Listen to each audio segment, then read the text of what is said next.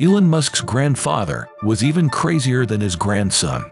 Joshua Haldeman died when Elon Musk was 2. Haldeman owned his own airplane and a 20-room house. Aside from being very rich, he was very controversial. He believed in the international conspiracy of Jewish bankers. He supported the apartheid regime.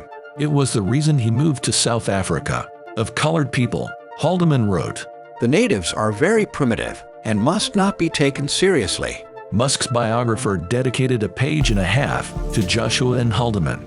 Walter Isaacson painted him as the source of Musk's thrill-seeking nature. A daredevil adventurer with strongly held opinions. Musk himself said, "Risk energized him."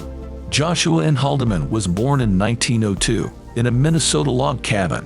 He came from a family of chiropractors. They eventually relocated to Canada. Haldeman graduated with a chiropractic degree. He took a temporary break to try his hand at farming. A severe drought caused him to lose his farm.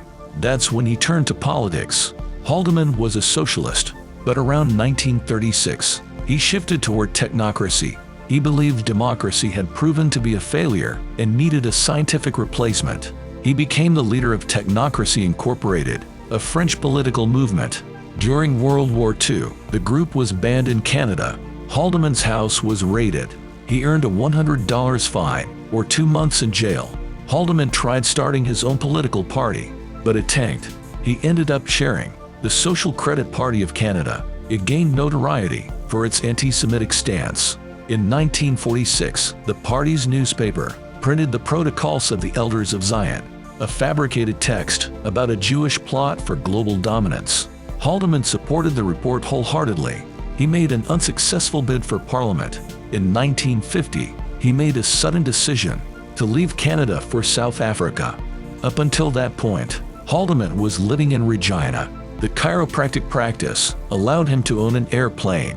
He had a 20-room mansion, a wife, and 4 kids. What could drive a man to make such a drastic change? According to Isaacson, Haldeman had come to believe that the Canadian government was usurping too much control over the lives of individuals and that the country had gone soft. Haldeman's son cited his adventurous spirit, but there was another factor in play: his support for the newly implemented apartheid regime. Haldeman's writings expose his radical conspiracy theorist persona.